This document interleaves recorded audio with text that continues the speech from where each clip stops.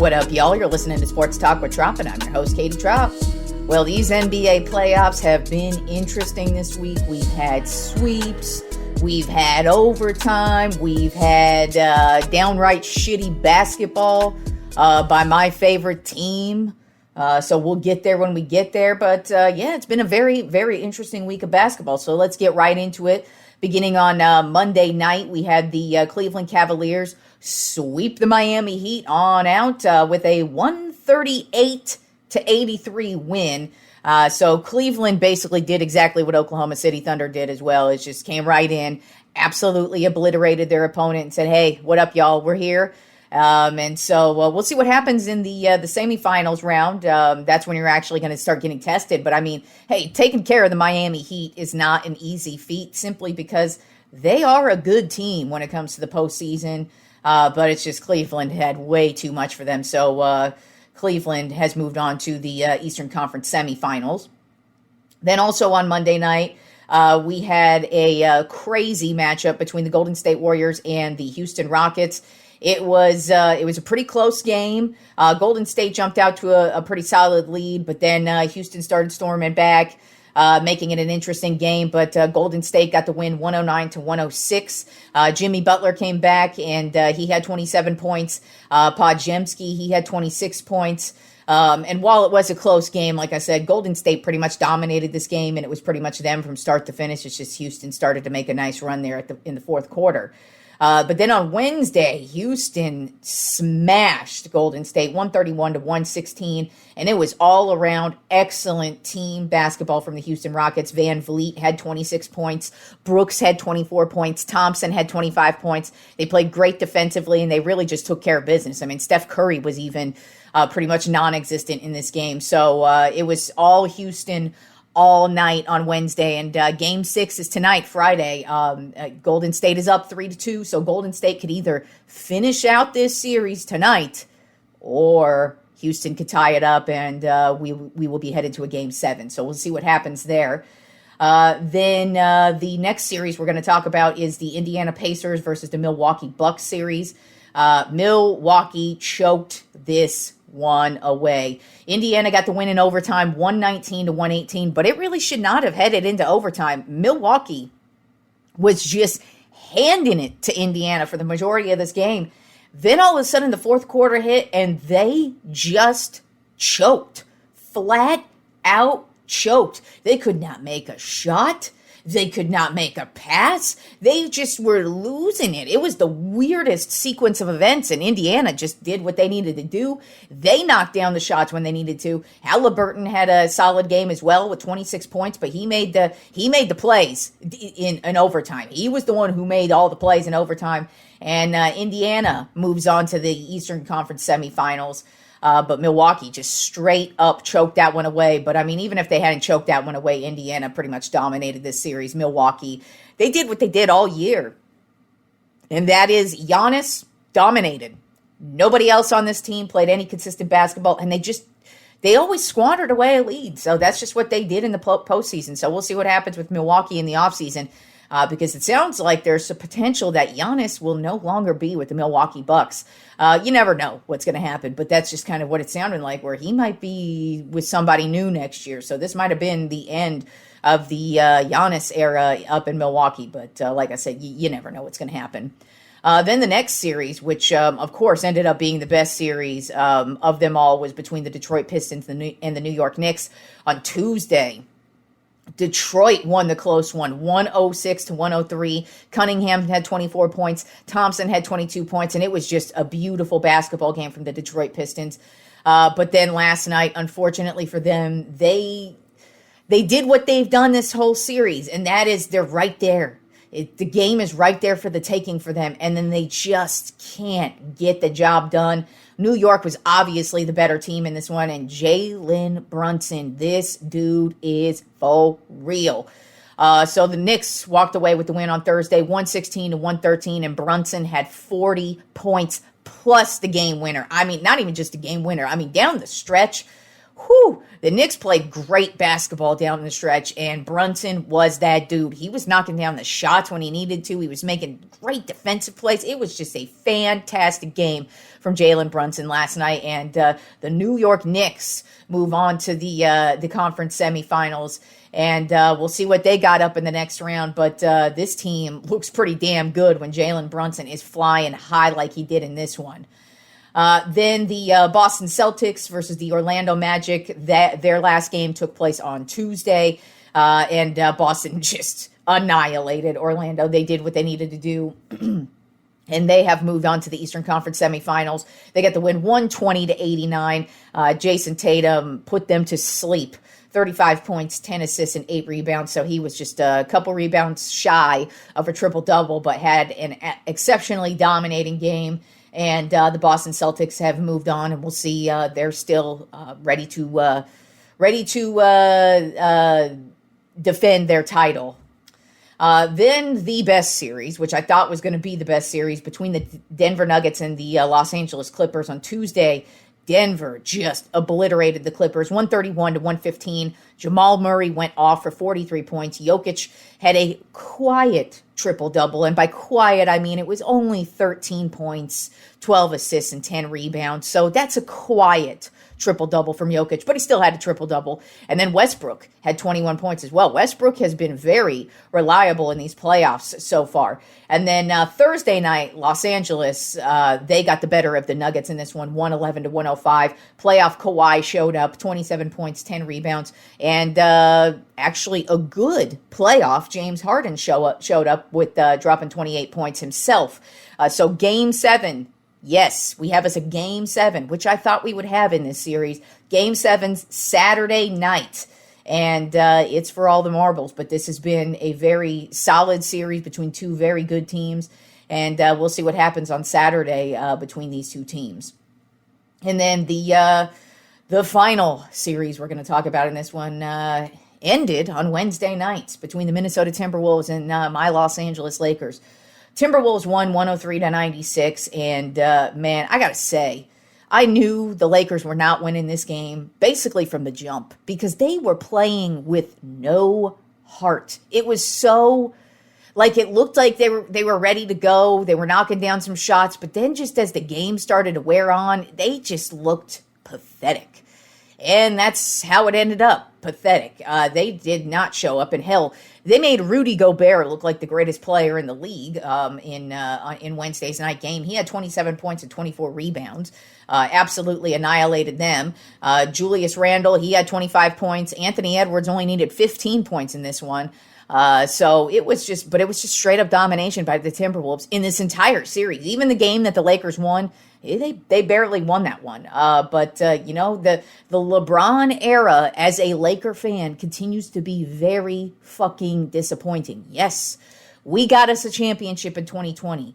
But that was a weird season, as we all know. Now, I will say, before COVID, the Lakers were the number one overall seed heading into that. And then, you know, the whole season had to shut down for a couple months and they had to play in the bubble. So they basically were what they were, you know, winning the championship, but they definitely benefited from a couple of months off of basketball. Plus, they were able to take advantage of, you know, because some teams just straight up crumbled because they couldn't handle being in the bubble.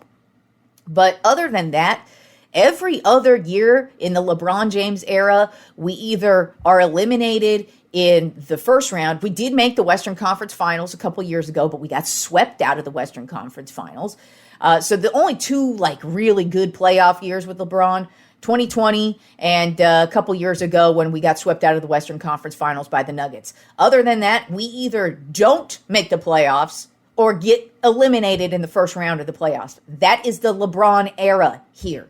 And I'm not blaming him, by the way. I'm just simply pointing out that, you know, everybody likes to make all these arguments as to why LeBron James is the greatest of all time. And he's definitely the greatest of this era. But no, there's a reason why some of us rank the Kareems and the Michael Jordans and the Bill Russells above LeBron, because this Lakers era of LeBron has been very, very, very mediocre.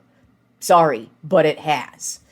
So it was just a very disappointing end, especially, I did predict them. Obviously, when I made my NBA playoff predictions, I predicted they would go to the NBA finals and win it all. Of course, that was mostly like stupid fandom.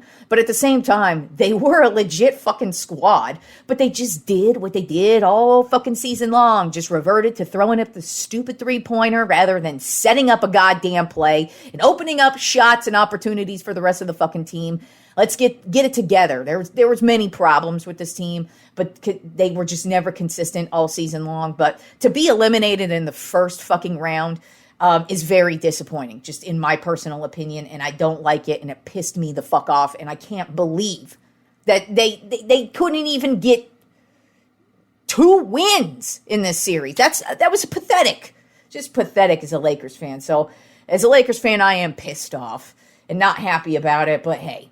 It is what it is, and now I don't have to fucking think about it. I could just sit back and enjoy the rest of basketball and just take the rest of the playoffs for what it is and just have fun and have no emotional attachments whatsoever because my team is sitting their asses on the fucking couch. So we do have a Eastern Conference semifinals matchup beginning this weekend. On Sunday, the game 1 between the Indiana Pacers and the Cleveland Cavaliers begins. I think this series is going to be a pretty quick one. And the reason why is because I just think Cleveland is a really damn good team. They've been number 1 for a reason, and Indiana has been pretty inconsistent. Now, they did take care of Milwaukee handedly. That was a very easy series for them, I would say. But Cleveland's a different beast. They are much more consistent. They play great offensively. If this turns into an offensive shootout, I'm taking Cleveland 10 out of 10 times. But defensively, they play great as well. So if Cleveland plays the way they play, I think this is actually going to be a 5-game series that Cleveland wins easily. So that's what I'm expecting from this series. Obviously, we will be talking about the rest of the conference semifinals on Monday's show because we still have obviously some game 6 and 7s to be played over the weekend. But we will be talking about some more of those matchups as they develop on Monday's show. And then a little bit of extra basketball news that was breaking news today. Not surprising at all, but Greg Popovich is officially done coaching with the San Antonio Spurs. He's apparently moving into a president position, so he's still going to be working with the team.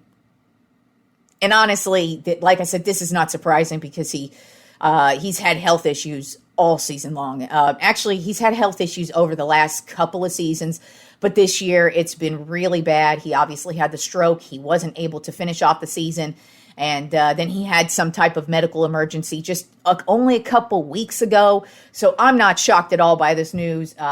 Greg Popovich, one of the greatest coaches ever, hands fucking down. One of the greatest to ever do it. Completely turned around this organization single-handedly. I mean, obviously he had some great players along the way, but just the way he coached this team, he had a way of doing it, and he always did it. He never wavered, and he was great until the end. I mean, I know the last couple of seasons were not good, but he also didn't have a lot of talent.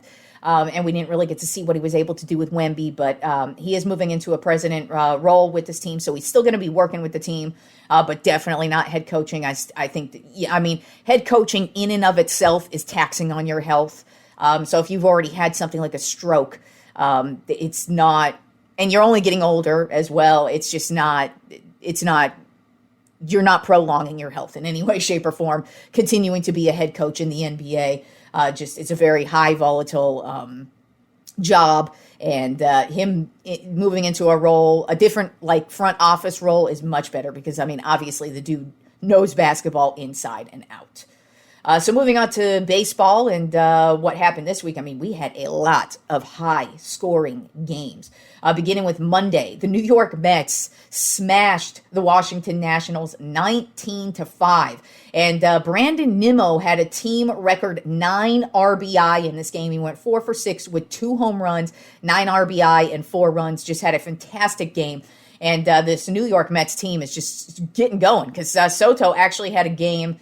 I think it was yesterday or the day before. He had 2 home runs in a game. So Soto is, he seems like he's about to get back on track himself, and this team's already having zero issue scoring runs, and showed it on Monday night.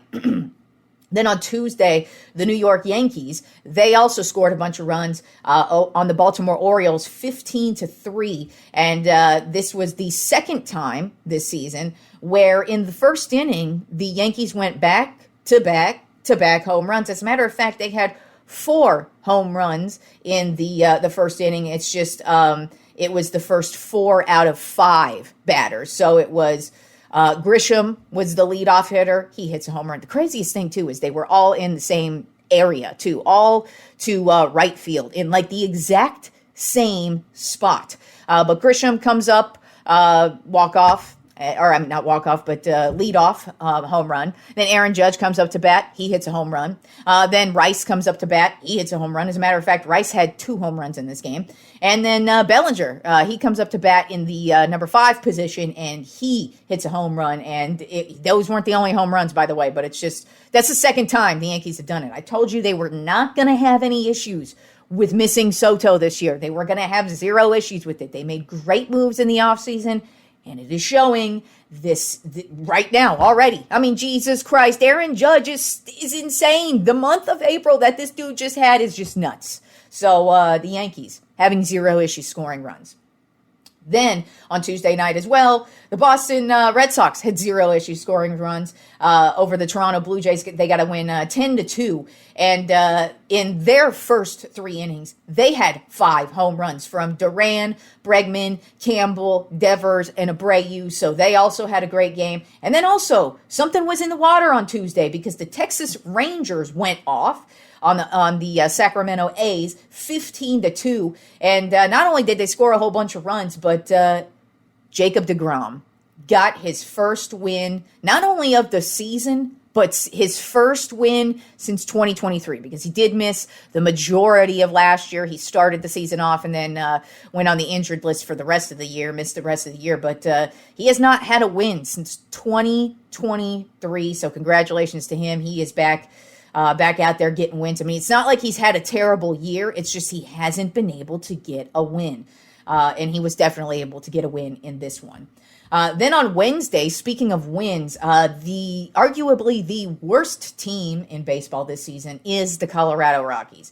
But they were able to stop the bleeding for just a bit. They were on an 8-game losing streak until the Atlanta Braves decided to lay an egg.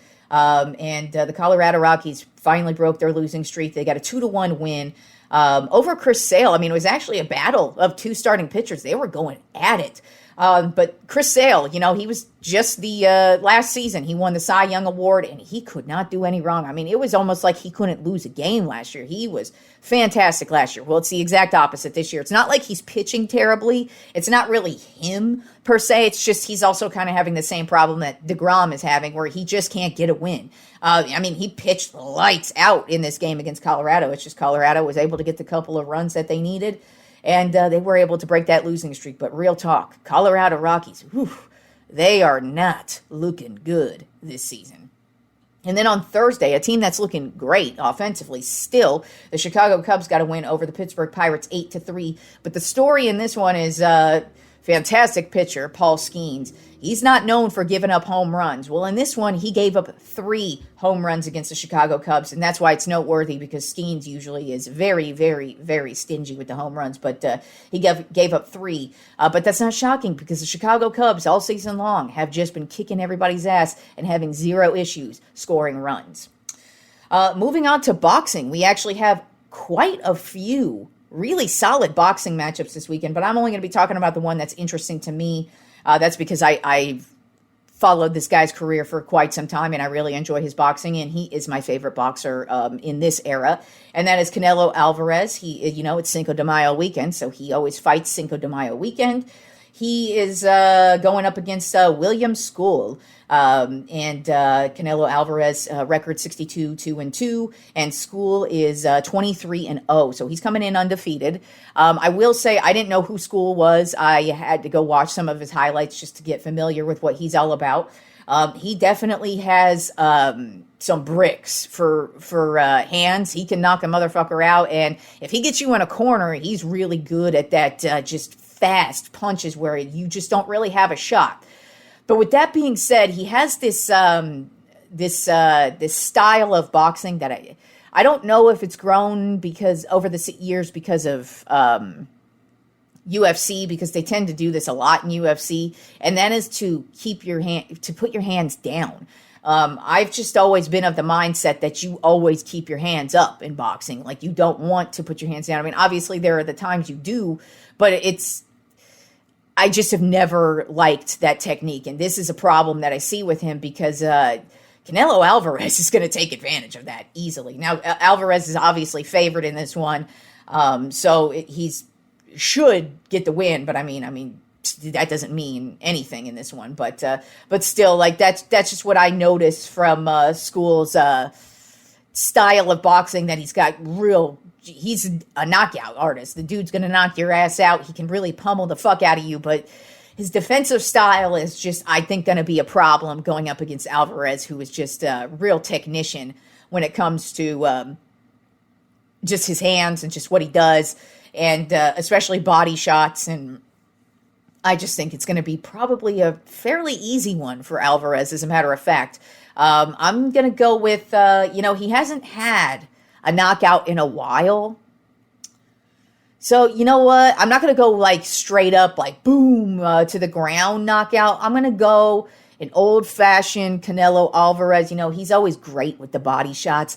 Let's go body shot knockout I'm going to go, this goes 8 rounds. Let's go 8 rounds. I'm going to go 8 rounds. Canelo Alvarez wins by knockout with a body shot. Let's go with that. Just because, like I said, I don't really like the dude's defensive skills, but who knows? Those were just highlights, and heck, this is probably one of the greatest opportunities that he's ever getting of his life. So take advantage, and hey, gets a win over Alvarez. That's going to be on your resume for the rest of your life. So take it. But I think Alvarez is going to get the win. All right, moving on to my list this week. I decided to switch it up. I'm done with my NBA GOATs of every decade, and I'm like, well, it's the NBA playoffs. So is there like a playoff theme I could go with? And I was like, oh, that's a good theme, because, I was just talking about greatest players of all time, and I do like to talk about how, if you didn't watch the Michael Jordan era of basketball, you just don't get it. You really just don't get it. And that's not to talk down to anybody. That's just to point out, like, you don't understand what this dude did for the league and just why so many of us put him in the greatest of all time category, especially over somebody like LeBron, because, like, Michael Jordan's killer instinct was just something else. The way he took over a game was something else. What he did for the league was just something else. And if you didn't experience it, it's hard to explain it to you, because you just don't know what he specifically did for the league. I mean, there are many great players throughout the history of the league. But one of the reasons why Michael Jordan is still revered as the greatest of all time is not just the championships and not just the playoffs, but it's also what he's done overall in his entire legacy. I mean, the whole branding of yourself as an entertainer. I mean, not even just athletes. I mean, so many athletes have shoe deals or just Nike deals or Adidas deals. Those would not be possible without Michael Jordan. He changed that entire thing with his deal with Nike. I mean, we still see commercials about Michael Jordan. He still is a relevant figure in society simply because of his Jordan brand. I mean, the Jordan brand is never going anywhere. Even when Michael Jordan dies, the Jordan brand is still going to be a brand because it's the Jordan brand. It is a legacy fucking brand. And that would not be possible without Michael Jordan and the greatness of his career that he had. So I decided this week I'm going to do the top 5 Michael Jordan playoff moments, because he was one of the greatest playoff players, period. When he played in the playoffs, you were getting the greatest motherfucker. You weren't getting a dude who was going to disappear in the game. And even if he did disappear in the game, motherfucker was coming out at some point. You knew it. You just fucking knew it when he came out. And so, I decided, it's the playoffs. Let's talk about his playoffs. So I was thinking about maybe ranking his NBA finals overall, but I'm like, nah, let's just do overall playoff moments, because he has had some of the most memorable playoff moments straight up. So let's start off with number 5. The 1989 Eastern Conference Finals, Game 5 versus the Cleveland Cavaliers. Now, this is what is known as the shot. It's the shot over Elo. And he just, it's just beautiful. But his stat line, 44 points, 17 for 32, 9 rebounds, 6 assists, and 1 steal. He just was all over the court and just making all the plays that he needed to make. And when he made that shot, that sent the Chicago Bulls to the NBA Finals. And that's just what it was with him, is that his last shot, you knew. If the ball was in Michael Jordan's hands, it don't matter if you got the whole team on Michael Jordan, that ball's going in. It doesn't matter if he is at the half court line and he's got 5 dudes on him. If Michael Jordan gets up a good shot, that shit is going in, and it's going in for the win, and he's going to the NBA Finals, and y'all are going home, Craig Elo. Then at number 4, on my top 5 Michael Jordan playoff moments, I have the 1993 Game 4 NBA Finals versus the Phoenix Suns. This is a showdown of the ages between Charles Barkley, who won MVP this year in that season. And this Phoenix Suns team was damn good, especially because, Barkley won the MVP. But this game was crazy. It was a battle between 2 of the greatest players in the league at the moment. Barkley just dominating the paint, making all the points. He had a triple-double in this game, went 32 points, 12 rebounds, and 10 assists. So Barkley dominated this game. But Michael Jordan was like, nah, bitch, I'm Michael Jordan. I'm going to throw up 55 points and take a 3-1 series lead in this one. And it would actually be the first of the three-peats for Michael Jordan in the NBA Finals, because they would win this series, obviously. But like I said, it was the first of the three-peats, of the 2 three-peats for Michael Jordan in a crazy game. I mean, if you watch the highlights, it's just crazy to watch he and Barkley just battle back and forth, especially down the stretch. It was just like pound for pound fight between these two, and Jordan, of course, gets the win in the end, and the ring, and Barkley has none. Then at number 3 on my top 5 Michael Jordan playoff moments, the 1986 Eastern Conference Finals, Game 2 versus the Boston Celtics. Now, this was a loss for the Chicago Bulls, but this is what is known as the Michael Jordan takeover. This is the moment when he took over the league. Now, we all knew what he was. When he was coming out of North Carolina, as a matter of fact, when he got drafted, everybody knew he was going to be a good player. Now, nobody was projecting him being the greatest of all time, but everybody knew you were getting a good player if you were drafting Michael Jordan. Then as he starts actually playing, you're like, whoa, this guy is nuts. But this 1986 Game 2 versus the Boston Celtics, let me say that again, 1986 Boston Celtics, okay? The Boston Celtics of the 80s are one of the greatest dynasties to ever be created in the history of the league, okay? And Michael Jordan went up against this team and single-handedly just played amazing. Now, like I said, it was a loss. They actually got swept out of this series, but it was just the welcome to the Michael Jordan era moment. This was when everything changed in the league, and this was when Michael Jordan would become the dude and start to percolate each and every year up until he takes over in the 90s. 1986, Game 2. He had 63 points, went 22 for 41, 5 rebounds, 6 assists, 3 steals, 2 blocks. That's the thing about Michael Jordan's stat line, is like he covers every stat category you possibly can. He was just such a beast defensively as well. We're going to get to that in one of these top moments above this one. But, I mean, he just made the plays when you needed to make the plays. And he was so determined to beat this Celtics team just single-handedly by himself. But he couldn't do it. But it ended up, this game, particularly this Game 2, in which he scored 63 points, was a double overtime loss. And it was a sweep in 3 games because back in the 80s, if you got three wins, that's when you would win the series as opposed to 4 now. But in those 3 games, Michael Jordan's stat line, he averaged 43.7 points per game, 6.3 rebounds per game, and 5.7 assists per game. And Larry Bird is known to have said this, quoted as saying this. Larry Bird. If you don't know what Larry Bird was about, Larry Bird was a bad motherfucker who did not hand out compliments. By the way, ask Magic fucking Johnson, okay? Larry Bird was an asshole, as a matter of fact, and he would be happy to take that title, by the way.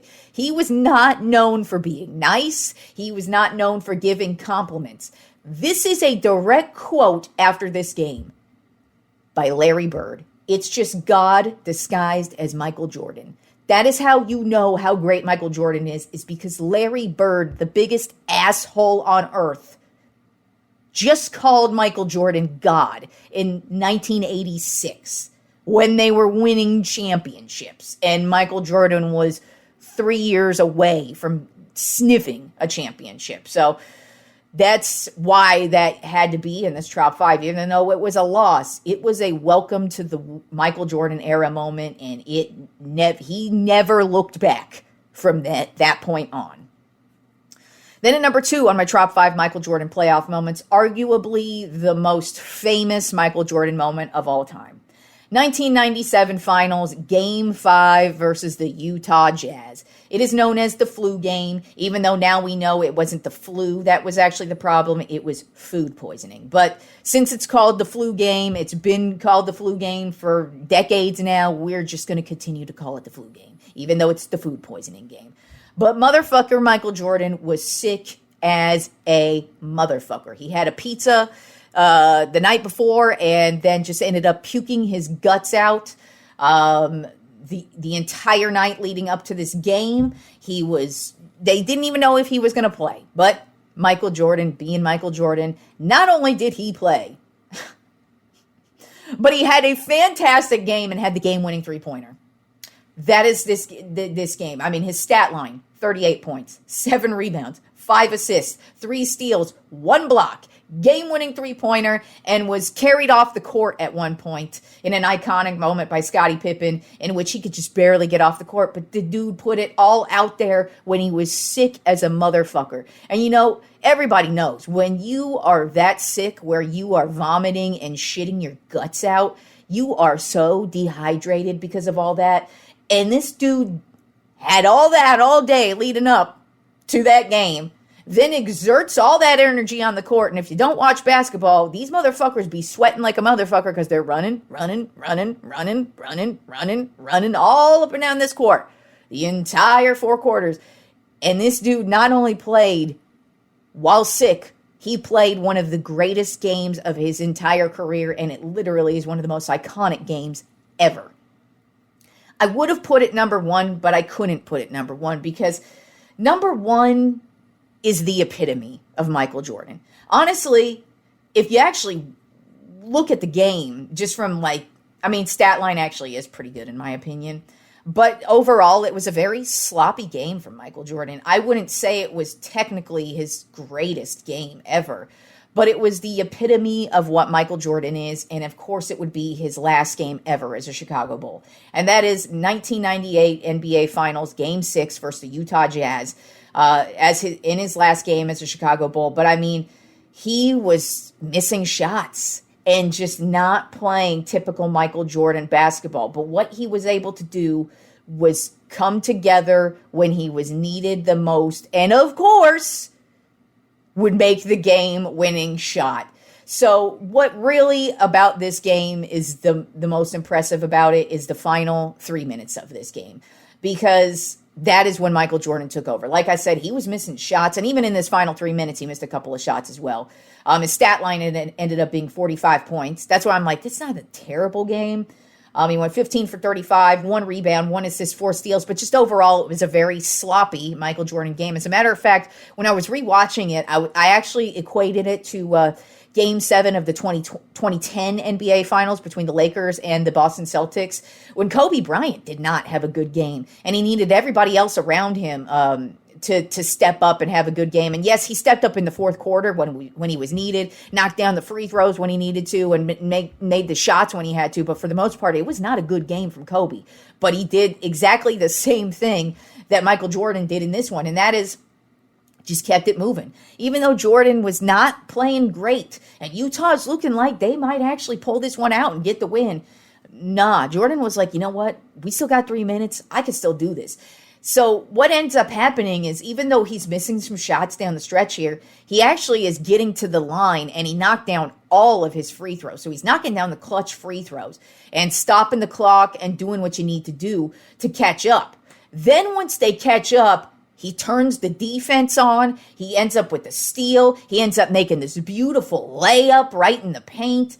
But the steal that he makes towards the end is just beautiful because I can't remember who has the ball. Is it Stockton? It might be Stockton who had the ball. Or is it Malone? I think it's Malone, actually. Malone had the ball.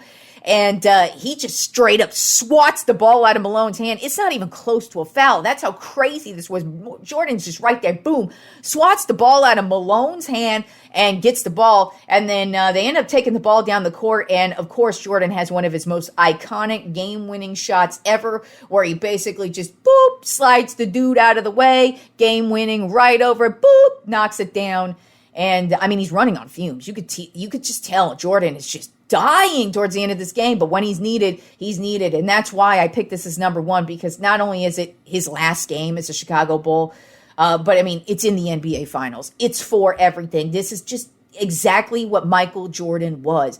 Not only would he kill you with these 63-point games or 55-point games, or just blow you out of the water, or then also have these flu games, but then when he's needed, even if he's having a shitty game, he does not give up. And that is the difference between Michael Jordan and every other motherfucker to ever play this game ever. The dude was a beast on the court.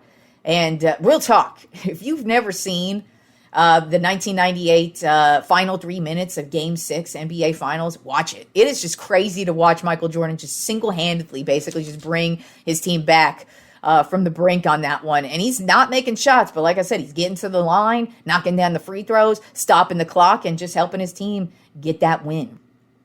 All right, y'all. Enjoy the weekend of sports, and I will talk to you on Monday.